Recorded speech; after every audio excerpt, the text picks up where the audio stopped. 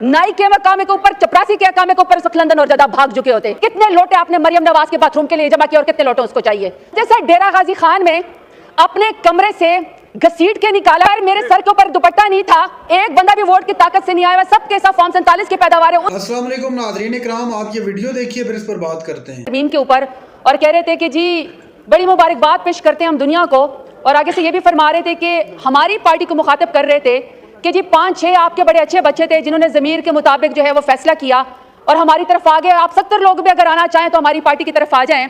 तो sir, they have the audacity to speak here. लोगों को अगवा करने के बाद तो अगर मेरी ख्वाहिश है कि वो दोनों यहाँ पे मौजूद होते तो मैं उनको जवाब दे दूं कि सर, इन्हीं की एक टिकटॉक वज़ीर आला है जो कि चिट्टी अनपढ़ है, जो मैं शराफत अली से हार चुकी हैं, वो कहती होती थी कि लोटों की जगह बाथरूम में होती है। मैं PMLN से सवाल पूछना चाहती हूँ कि आपने जो हमारे बंदे अगवा किए, कितने लोटे आपने मरियम नवाज के बाथरूम के लिए जमा किए और कितने लोटे उसको चाहिए और उसका करना क्या है?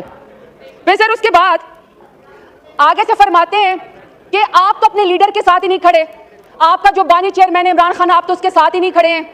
सर, मैं इनसे पूछना चाहती हूँ कि अपने लीडर नवाज शरीफ की तकरीर निकाल के देख ले। वो कहते हैं कि मुझे मेरी पार्टी ने कहा कि नवाज शरीफ कदम बढ़ाओ, हम तुम्हारे साथ हैं। जब मैंने कदम बढ़ाया, जब मैंने पीछे मुड़ के देखा तो कोई बंदा पीछे नहीं खड़ा था। अगर आपका गिला आपके लीडर को आपकी पार्टी से, तो आप हम पे गुस्सा क्यों निकाल रहे हैं? हम तो अपने लीडर के साथ खड़े थे, खड़े हैं और इमरान खान के साथ हम खड़े रहेंगे। और सर दूसरी बात यह है कि आपने कहा कि जी ज़मीर के मुताबिक फैसला किया, आपने अपने लीडर का साथ छोड़ दिया। सर, मैं चाहती हूँ कि आप मेरी बात जरा गौर से सुने। मुझे सर डेरा गाजी खान में अपने कमरे से घसीट के निकाला गया और सर मेरे सर के ऊपर दुपट्टा नहीं था। सर, मुझे जब गाड़ी में बिठाया गया तो मैं सर पार्लिमानी लीडर हूँ, मैं 2 दफा डेरा गाजी खान के गयूर अवाम के नाम पे, इमरान खान के नाम पे वोट लेकर आई हूँ। तो सर मेरी आंखों के ऊपर काली पट्टी बांधी गई, मेरे सर के ऊपर दहशतगर्दों की तरह काला कपड़ा डाला गया। तो सर मेरे में तो इतनी जुर्रत है कि मैं डेरा गाजी खान नाहक जेल काटने के बाद यहाँ आके खड़े होकर आपकी फस्तायत का मुकाबला कर रही हूँ। अगर आपके ऊपर इतनी सख्ती गुजरी होती जो मेरे लीडर और मेरी पार्टी और हमारे ऊपर गुजरी होती है, तो यकीन करें स्पीकर साहब कि PMLN वाले जूते छोड़ के अकामों के ऊपर, नाई के मकामे के ऊपर, चपरासी के मकामे के ऊपर उस वक्त लंदन और ज्यादा भाग चुके होते। तो ताना उसको मारे जो आप बर्दाश्त भी कर सके।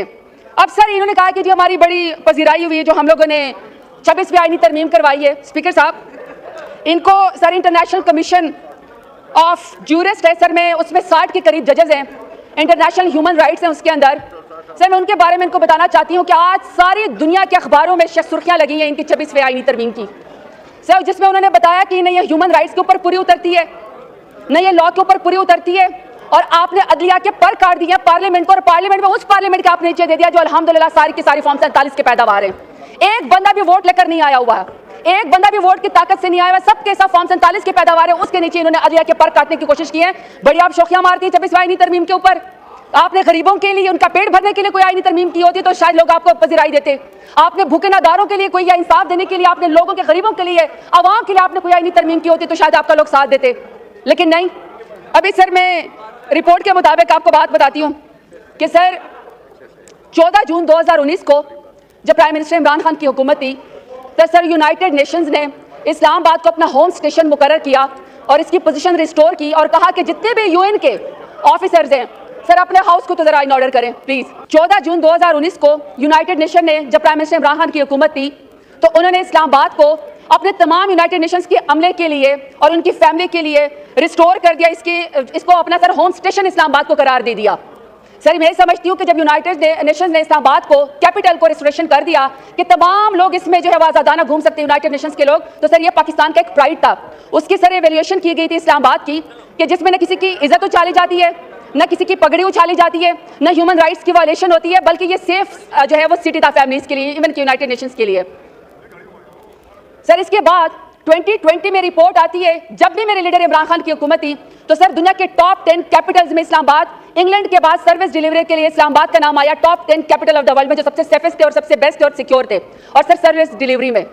अभी सर 2024 की रिपोर्ट देख ले इस्लामाबाद को, जिसमें एम्बेसडर, जिसको UN ने अपना होम स्टेशन करार दे दिया था इमरान खान की हुकूमत में, क्या सर ये अभी बता सकते हैं कि पाकिस्तान का, इस्लामाबाद का दुनिया के कैपिटल में कौन सा नंबर है? आखिरी नंबर भी नहीं है सर, क्योंकि अब अगर आप इस्लामाबाद की तस्वीरें निकालेंगे तो सर आपको मकबूजा कश्मीर और मकबूजा फलस्तीन के मनाजर नजर आएंगे। इस्लामाबाद को, जिसमें तमाम दुनिया ने एक कैपिटल जिसको फॉलो करना हुआ था सर, उसको तो इन्होंने अबडक्शन का अड्डा बना दिया है PDM की हुकूमत ने। وہاں تو سر انہوں نے لوگوں کو اغوا کاری کا اسلام آباد کو اڈا بنا دیا ہے, وہاں سر پگڑے اچھالنے کا اڈا بنا دیا ہے, لوگوں کی بہنیں بیٹیوں کو اغوا کرنے کا اسلام آباد کو اڈا بنا دیا ہے. سر کوئی ان کو خیال ہے کہ اسلام آباد کا امیج یا پاکستان کا امیج انہوں نے کیا کر دیا ہے؟ صرف اپنی خواہشات کے لیے. اپنی بیویوں کے تو جو ہاتھ پکڑ کے حلف لیتے ہیں, اپنی بیویوں کے ہاتھ پکڑ کے حلف لیتے ہیں, سر دوسروں کی بہنوں بیٹیوں کو اغوا کرتے ہیں, ان کی چادریں اتارتے ہیں, پارٹی خواتین کے اوپر حملہ کرتے ہیں. سر دل نہیں بھرا کہ ان کا عمران خان جیسے بڑے لیڈر کو جس نے نظریہ دیا, جس نے شعور دیا, آپ نے اس کو جیل کی کال کوٹری کے اندر رکھا, آئسولیشن میں رکھا, آپ چاہتے ہیں وہ گمنامی میں رہے. ان کی بیگم صاحبہ کو آپ نے ناحق جیل کے اندر ڈالا, پھر آپ نے علیمہ خان کو, ان کی بہنوں کو, آپ نے عظمیٰ خان کو جو ان کی عزتدار بہنیں, آپ نے ان کو بھی جیل کے اندر ڈال دیا.